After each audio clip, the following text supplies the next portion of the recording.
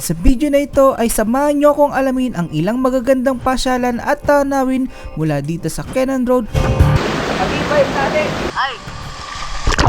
papuntang Halsema Highway. At puntahan din natin at alamin kung gaano kalamig at kataas ang tinaguriang second highest point ng Atok, Benguet. Tara mga kaswerte, libreng sakay lang at pwede na kayong makasama sa aking adventure dito sa Halsema Highway.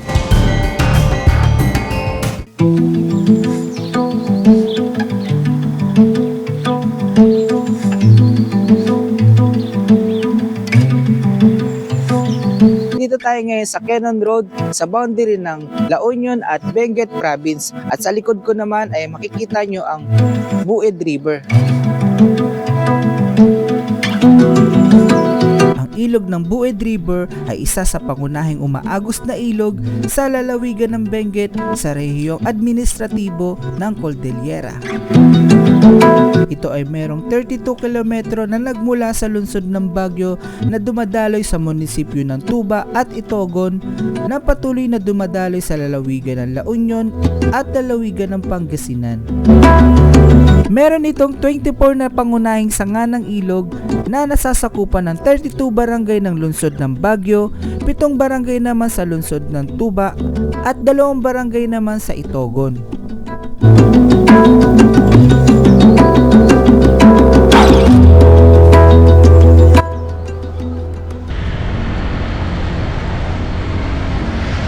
Habang binabaybay namin ang Cannon Road, ay i-share ko sa inyo ang isa sa pinakakilala at sikat na waterfalls dito along the road, ang Bridal Veil Falls.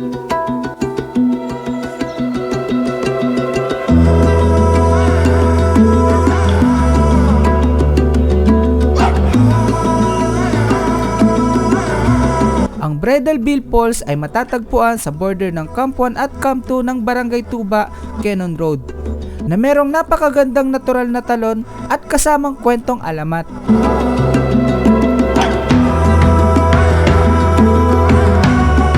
At ayon sa kwentong alamat ay merong isang babae na ayaw pakasalan ng isang lalaki at sa sobrang pagmamadali nito ay naiwan nito ang suot nitong belo na naging dahilan kung bakit naging korting belo ang natural na talon na ito.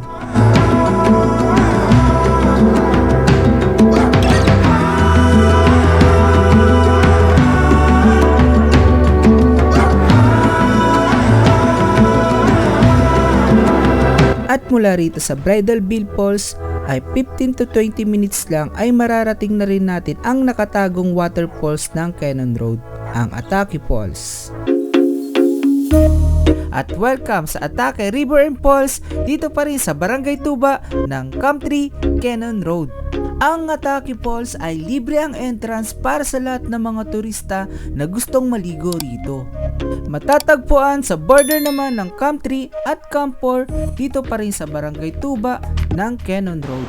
At dito tayo mga kaswerte sa Atake Falls at papasok na kami ngayon dito ni paring kompanyeros at dun kami pumasok pababa dito sa hagdanan. At 2 minutes na paglalakad lang mula sa kalsada ay mararating na rin natin ang ibaba ng Atake Falls.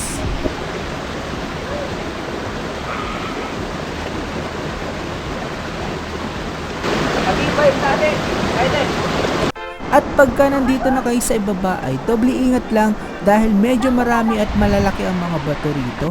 Pero baliwala ang lahat ng yan, pag narating nyo na ang dulo ng Atake Falls ay talaga namang may excite kang maligo dahil sobrang linis at napakalamig ng tubig rito. At tara na nga kaswerte, atakihin na natin yan at maligo na tayo rito.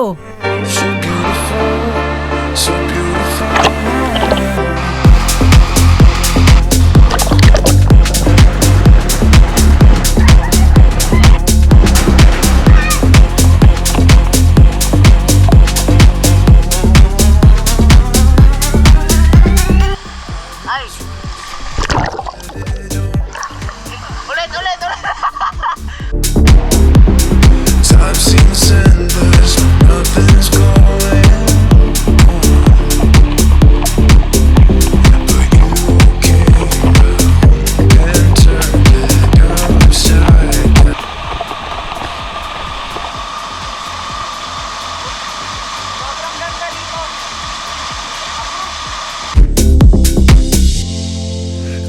know the world is beautiful, so beautiful.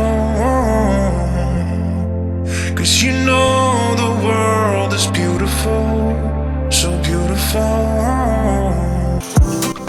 At kung nakalimutan nyo naman magdala o magbaon ng pagkain, ay meron akong isasuggest sa inyo na pinakamalapit na restaurant dito lang din sa Cannon Road. Ang Man Cafe Restaurant and Pasalubong Center. At nandito kami ngayon sa Man Cafe Restaurant. At ito naman yung in-order namin dito, ang tapsilog sa halagang 150 lang. Bukod sa food servings, ay available din sa kanila ang fruit and vegetables, mga pang souvenirs, at ilang mga processed food pang pasalubong pag-uwi. Ang Man Cafe Restaurant ay matatagpuan pa rin sa Barangay Tuba, Camp 3, at katabi pa rin nito ang Buwed River.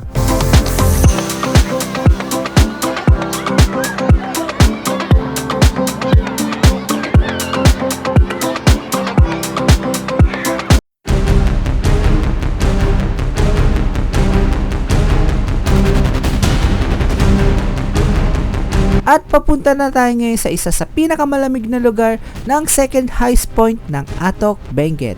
At bago natin marating yan ay ipakita ko muna sa inyo ang ilang magagandang tanawin dito sa tinaguriang one of the most dangerous road in the Philippines, ang Halsema Highway. Okay guys, dito pala sa Atok Viewpoint ay dito nyo na rin matatagpuan ang Our Northern Homes, na kung saan pwede kayong mag-check-in at dine-in sa kanilang restaurant.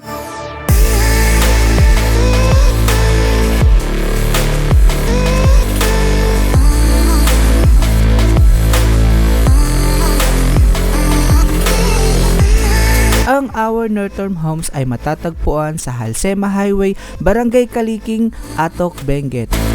Available sa kanila ang ilang mga rooms para sa gustong mag long ride.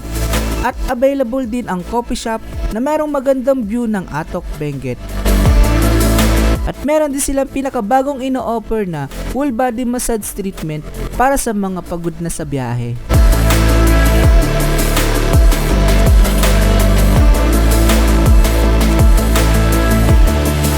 Para sa accommodation rates nila for transient house ay meron silang available na 10,000 for 8 packs, 4 rooms, 1 kitchen, 1 living room, and 2 bathrooms.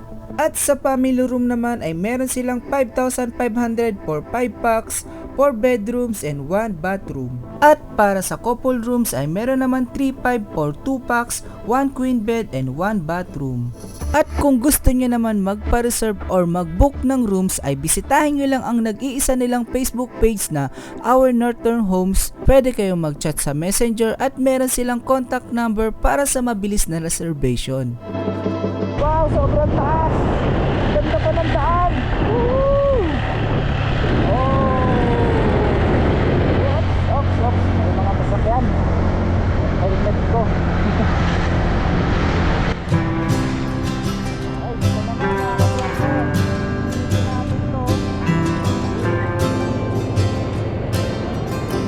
Sa tabing kalsada dito sa Halsema ay makikita nyo itong tanawin na to. Ang tawag pala dito mga kaswerte ay Vegetable Terraces. Makikita nyo itong daan na to mga kaswerte habang binabaybay nyo itong Halsema Highway. Ang daming mga tanimang mga gulay dyan. Never said it out loud. We keep coming back, still saying we're not like that. Come on baby, drive me insane, leave me burning.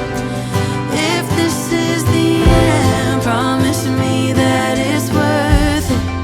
I know it's getting late, but I wanna stay anyway.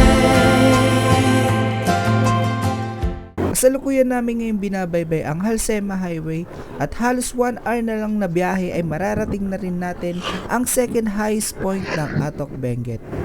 Ang ganda ng view rito, solid na solid, mga naglalakihang bundok.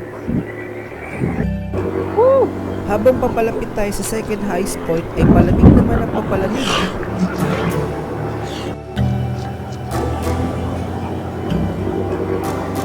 Ang ganda ng daan dito. Ayun, mga gulay nakasakay sa truck, mga repolyo. Ang ganda ng taniman dito. Napakalinis at tahimik. Doble alert tayo dito guys dahil meron din mga bato na nalalaglag dito galing sa mataas na bundok. At darating naman natin ngayon ang iconic na half tunnel ng Halsema Highway.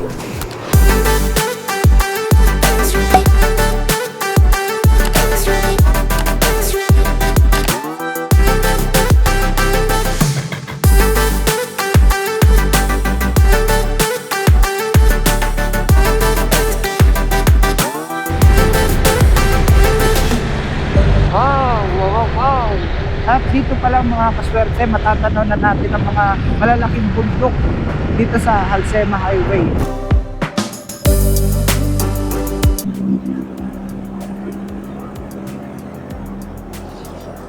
At sa wakas, sa dinami-daming palikulikong daan ay narating na rin natin tong former highest point sa Atok, Benguet.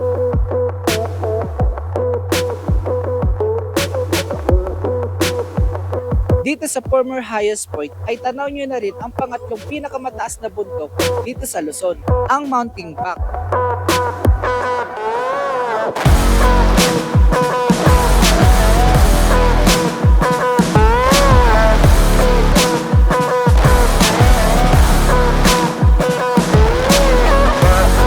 At matatanaw din natin dito ang napakalaking taniman ng mga bulaklak at iba't ibang klase ng mga gulay na matatagpuan lamang sa malalamig na lugar. Ang Halsema Highway ay may haba at layo na umaabot ng 150 kilometers at 95 kilometers dito ay nasasakupan ng lungsod ng Benguet Mountain Province. Ang hangganan ng kalsadang ito ay nag-uumpisa sa lungsod ng Baguio at nagtatapos naman sa probinsya ng Bontoc Mountain Province.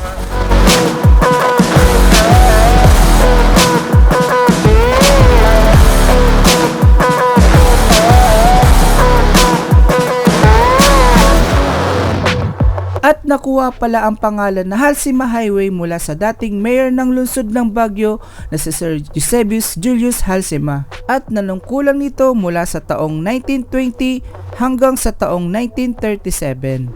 At sa taong 1930 naman matagumpay na gawa ang Halsema Highway. At bukod sa malinis at malamig na klima ay dinarayo rin to ng mga turista para magpa-picture sa magagandang tanawin. At meron din tayo ritong mabibili ng mga souvenirs pang pasalubong. At kung mapagod at magutom naman kayo sa biyahe ay meron tayong instant fast food na makakainan dito. At yun, nakita na po natin ang ilang magaganda at naglalakihang mga bundok dito sa Halsema Highway ng Cordillera Region. Talaga namang nakakamangha ang ilang mga nadaanan nating magagandang tanawin mula doon sa Cannon Road papunta dito sa Atok, Benguet.